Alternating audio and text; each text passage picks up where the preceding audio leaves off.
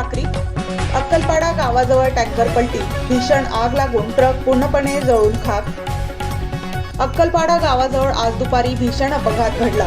धावत्या टँकरचा ताबा सुटल्याने तो रस्त्याच्या कडेला पलटी झाला आणि काही क्षणातच त्याला आग लागली.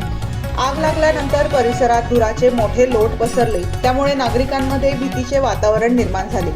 काही काळासाठी वाहतूक पूर्णपणे ठप्प करण्यात आली होती. घटनेची माहिती मिळताच पोलीस आणि अग्निशमन दल तातडीने घटनास्थळी दाखल झाले. अग्निशमन दलाच्या जवानांनी आग आटोक्यात आणण्यासाठी शर्थीचे प्रयत्न केले. टँकरमध्ये ज्वलनशील पदार्थ असल्याने आग वेगाने पसरल्याचे प्राथमिक तपासात समोर आले आहे. सुदैवाने या घटनेत जीवितहानी कोणतीही अधिकृत माहिती नाही. मात्र सुरक्षेच्या दृष्टीने परिसर रिकामा करण्यात आला होता.